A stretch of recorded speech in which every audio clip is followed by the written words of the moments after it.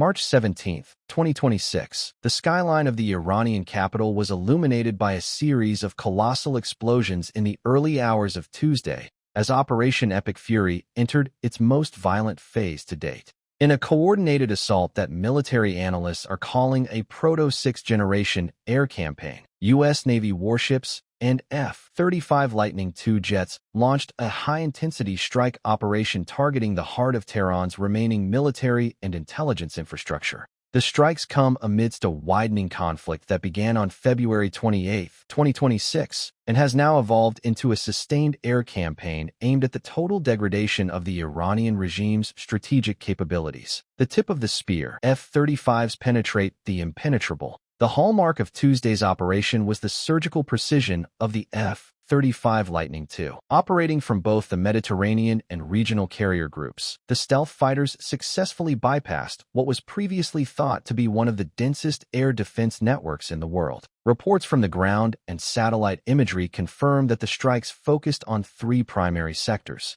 Intelligence headquarters, multiple IRGC-linked intelligence hubs in central and northern Tehran were leveled. Command and control. The main headquarters of the Revolutionary Guard Navy was a primary target, effectively severing communication between leadership in the capital and naval assets in the Persian Gulf. Logistical nodes. Underground missile storage facilities and base militia centers were hit by high-penetration bunker-buster munitions. Using their advanced APG-81 AESA radar and electronic warfare suites, the F-35s did more than just drop ordnance. They acted as quarterbacks for the entire operation. These fifth-generation jets mapped mobile S-400 radar sites in real time, feeding targeting data to U.S. Navy destroyers in the region, which then launched waves of Tomahawk cruise missiles to finish the job. The naval component, Tomahawks and the Strait of Hormuz. While the F-35s dominated the skies, the U.S. Navy maintained a stranglehold on the maritime theater.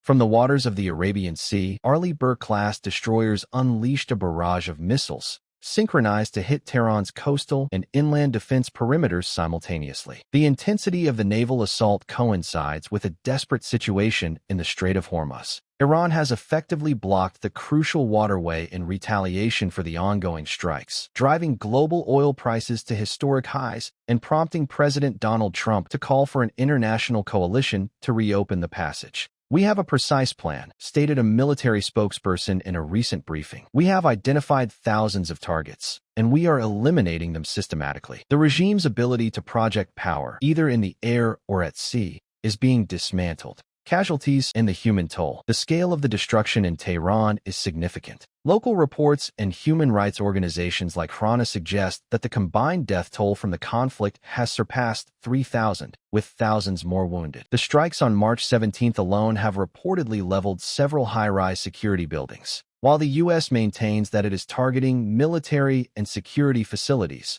the density of the urban environment in Tehran makes collateral damage almost inevitable. The humanitarian crisis is being exacerbated by frequent internet blackouts and the displacement of civilians fleeing the capital toward the northern mountains. Leadership in chaos. The regime is currently reeling from a series of high-profile eliminations. Following the initial assassination of Supreme Leader Ali Khamenei on the first day of the war, the recent strikes have reportedly targeted the new de facto leadership. Ali Larijani, Secretary of the Supreme National Security Council, was reportedly eliminated near Tehran. Ghulam Reza Soleimani, commander of the Basij unit, was also confirmed killed in a targeted strike. As Mojtaba Khamenei attempts to consolidate power amidst the ruins, the U.S. military has shown no signs of slowing down. Defense Secretary Pete Hegseth has signaled that the assault will continue with no quarter until the regime's nuclear and missile capabilities are neutralized. Reinforcements on the horizon. The USS Tripoli. The Pentagon is not merely maintaining its current presence, but is actively escalating.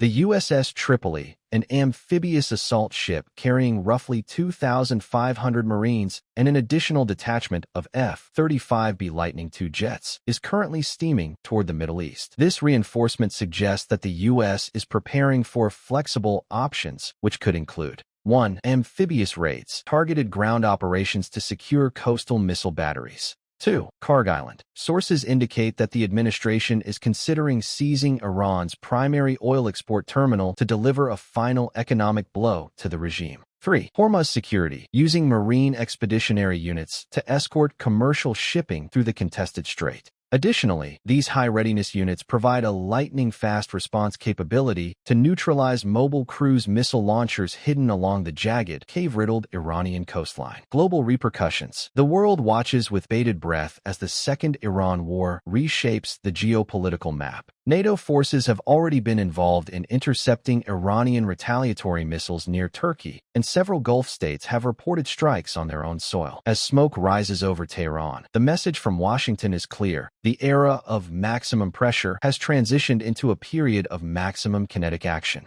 Whether this leads to a regime collapse or a prolonged regional quagmire remains the defining question of 2026. The geopolitical architecture of the Middle East, once defined by a delicate balance of proxy skirmishes and shadow wars, has been shattered beyond repair. As the smoke from U.S. Navy Tomahawks mingles with the smog of a burning Tehran, the international community is forced to confront a new, more volatile reality. The shift from economic sanctions to maximum kinetic action marks a point of no return for Western foreign policy in the region. In the power vacuums left by decimated IRGC command centers, regional actors are moving with predatory speed. Israel has significantly ramped up its war between wars campaign, reportedly striking remaining Hezbollah strongholds in Lebanon to ensure no northern front opens while the Iranian heartland is under siege. Simultaneously, Russia and China find themselves in a diplomatic quandary. While both have historically vetoed aggressive UN resolutions against Iran, the sheer speed of the 2026 air campaign has left them with few options beyond stern rhetoric and the quiet reinforcement of their own regional assets. The economic fallout is equally transformative. With the Strait of Hormuz currently a no-go zone for unescorted commercial tankers, the global energy market is undergoing a violent correction.